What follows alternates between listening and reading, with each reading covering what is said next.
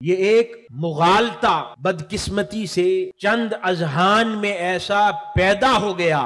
یا پیدا کر دیا گیا، اور لوگوں میں سے کچھ طبقات یہ سوچنے لگے کہ تمام رسول اور انبیاء اللہ رب العزت کے ہی بھیجے ہوئے ہیں، تمام برگزیدہ ہیں، تمام محترم ہیں، تمام عظیم ہیں، ان کے درمیان درجات کا فرق ہے، انہی میں ہی تاجدار کائنات صلی اللہ علیہ وآلہ وسلم بھی مبعوث ہوئے ہیں۔ ہاں، تاجدار کائنات صلی اللہ علیہ وآلہ وسلم کو انبیاء اور رسولوں کی جماعت میں اللہ رب العزت نے ضرور بھیجا ہے، مگر ان جیسے نہیں ہے۔ تاجدار کائنات صلی اللہ علیہ وآلہ وسلم کو رسول بنا کر بھیجا ہے، رسالت کے ساتھ بھیجا ہے، وحی دے کر بھیجا ہے، انبیاء کی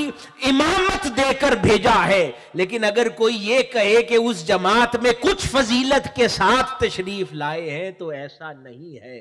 بلکہ تاجدار کائنات صلی اللہ علیہ وآلہ وسلم کو اللہ رب العزت نے جو شانیں عطا فرمائی ہیں، اور جن شانوں پر قرآن خود دلیل کے طور پر جا بجا آیات مبارکہ کے ذریعے بیان کرتا ہے، وہ شانیں ایسی ہیں کہ 1,24,000 کی صف میں کسی ایک کی شان بھی اس کے قریب بھی نظر نہیں آتی۔